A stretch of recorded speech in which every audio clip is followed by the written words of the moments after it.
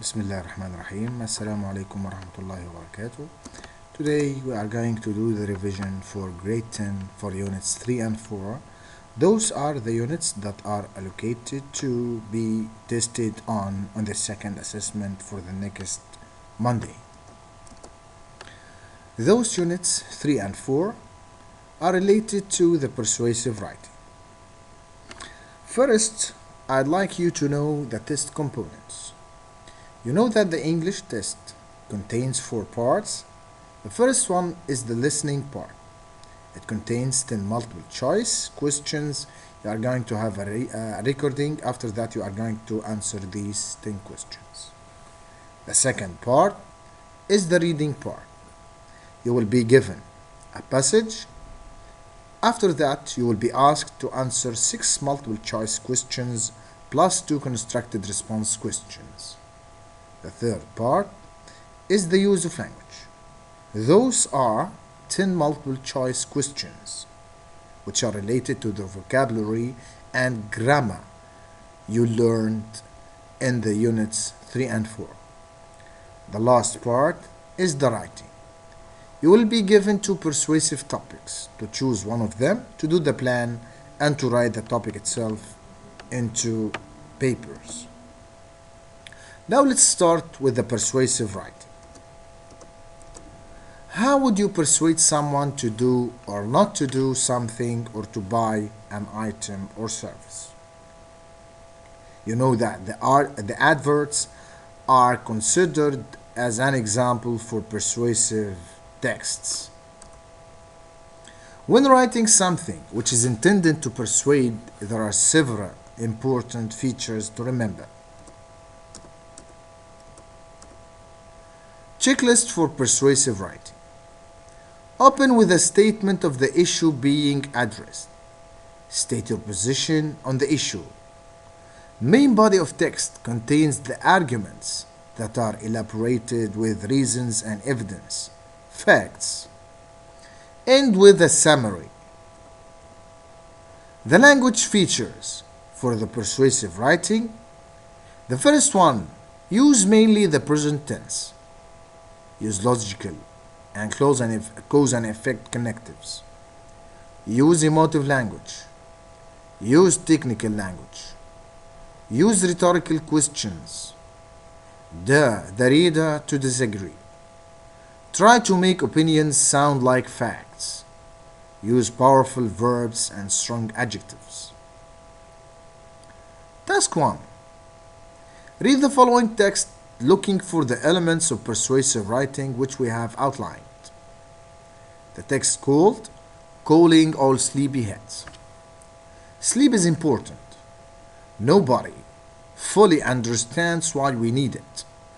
But scientists think that the body uses the time to recover and to repair damage. When we fall asleep, our heart and breathing rates slow down. Muscles relax and our senses rest. If this is the case, are you giving your body enough rest? Lack of sleep means that the body and brain do not work properly. If you don't go to bed at a reasonable time, you will be sleepy in class and not learn so much. Tiredness means you may not be able to think clearly, and you may also be a danger to other people. Accidents can happen. You will lack energy, and even playing becomes too much of an effort. Is staying up late really worth it? There is some truth in the old saying, early to bed and early to rise makes us healthy, wealthy, and wise. Next time you start to argue about bedtime, remember your body needs a break. This passage is taken from Have Your Say by Carves and Mathis. Now let's examine the text together in more detail. How many elements of persuasive writing have you identified in it? Those are the parts in red. The first one, sleep is important. If this is the case, are you giving your body enough rest? Scientists, when we fall asleep, our heart and breathing rates slow down, muscles relax, and our senses rest. Lack of sleep means that the body and brain do not work properly. If you do not go to bed at a reasonable time, you will be sleepy in class and not learn so much. Tiredness means you may not be able to think clearly, and you may also be a danger to other people. You will lack energy. Is staying up late really worth it? And this is a rhetorical question. There is some truth in the old saying, early to bed and early to rise makes us healthy, wealthy, and wise. Now, those are the persuasive techniques that were used in the previous passage and can be used in any persuasive text. The first persuasive technique is the rhetorical question. A question that is asked which makes the reader think.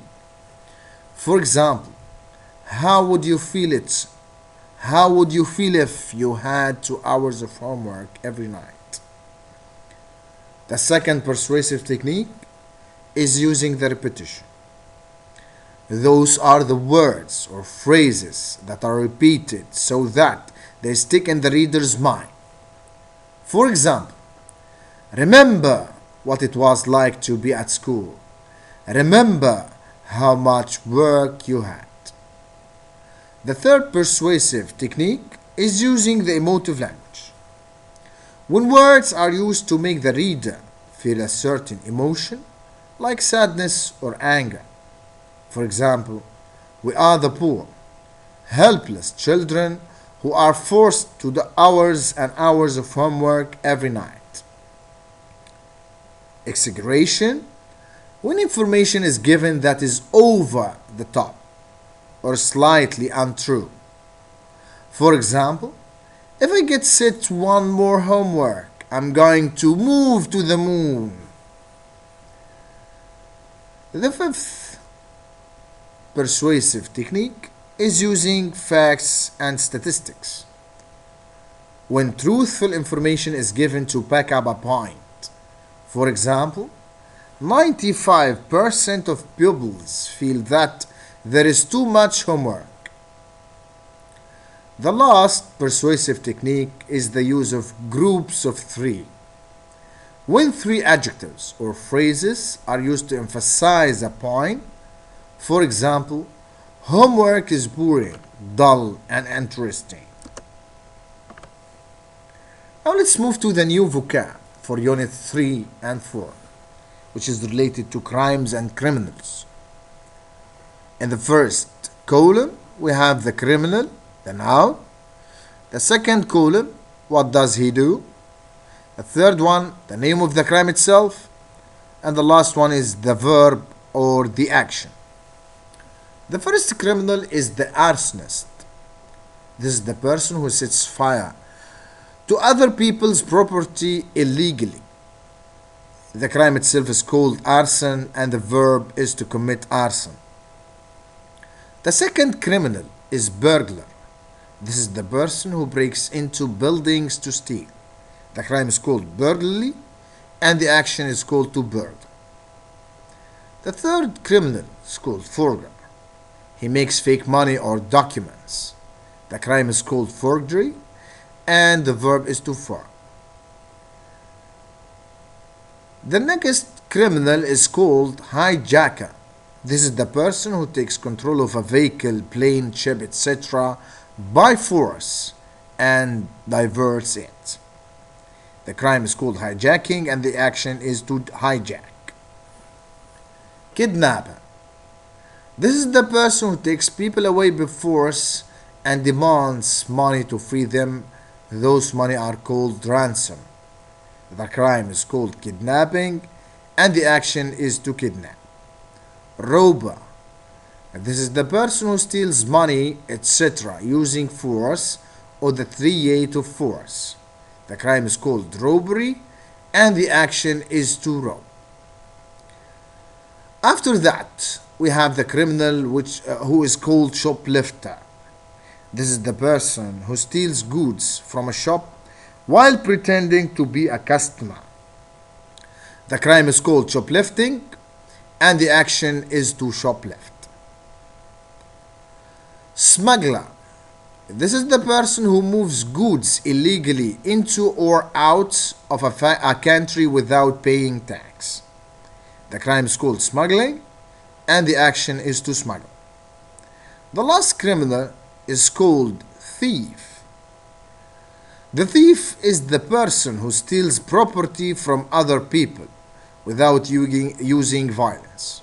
The crime is called theft, and the action is to thieve. Now we are going to move to the grammar or structure part. For Unit 3, we have active and passive voice. We are going to have the form and use. A sad story. Last week I found a great apartment. The rent was reasonable. That's why I decided to throw a party the other night. The next day I was thrown out of it. Active or passive? I threw a party the other night. This is an active sentence. We started with the subject, after that the verb and the object. This sentence means I did something. The second sentence, I was thrown out of it. This is a passive voice sentence, which means something was done to me. Form. The passive is formed with the verb to be in the appropriate tense, plus past participle of the main verb. The terrorist was arrested early this morning. The second example, Toyota cars are made in Japan. The last example, a new class representative will be chosen on Monday. Important note, this example shows that a passive sentence can be in whatever tense you like. The tense of the verb to be changes to give different tenses in the passive. Let's review the verb to be.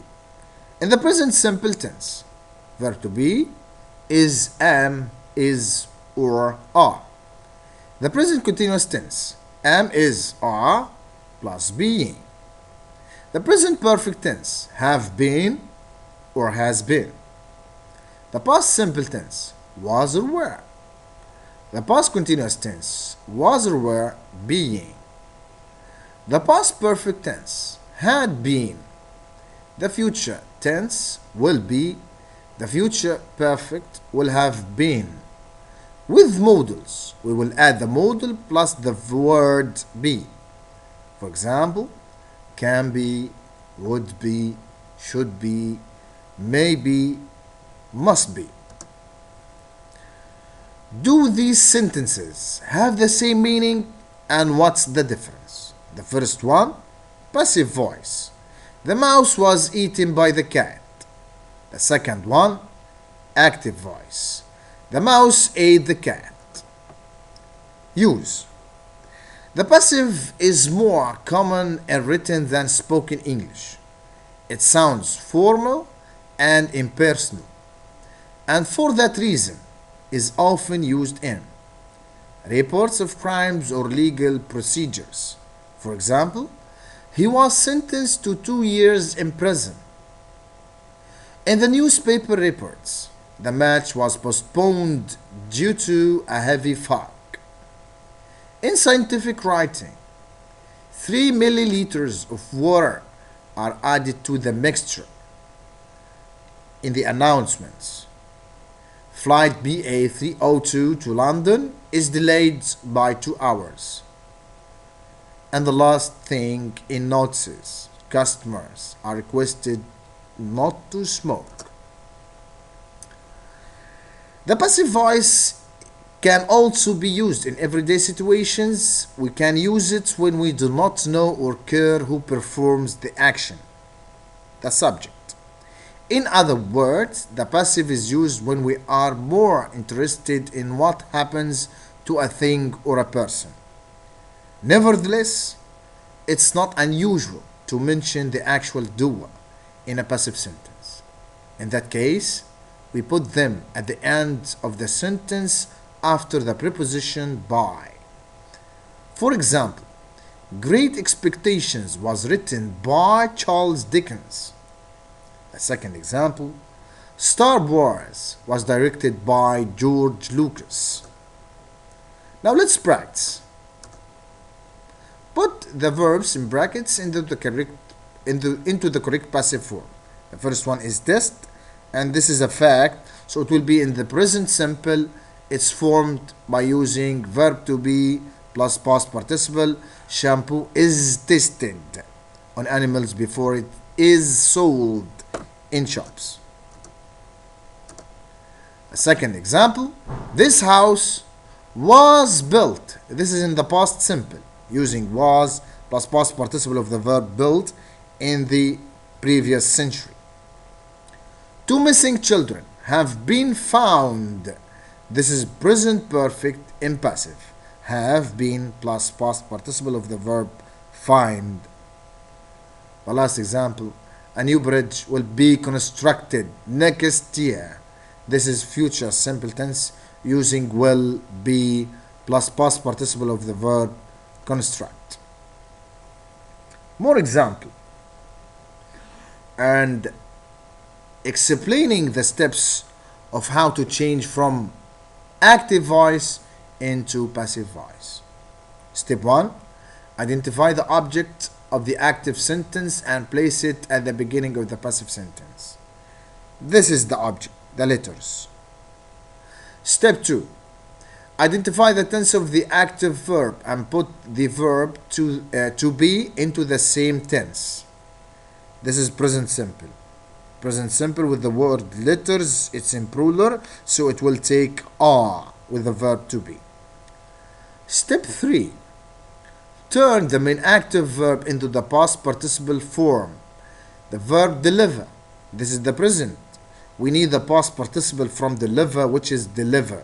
So this is the object, this is verb to be, and this is the past participle. So the sentence, which is in active, the postman delivers the letters at 9, it will be changed into the passive voice and it will be the letters are delivered at 9. Let's have more practice. The police arrested the suspect late last night. So the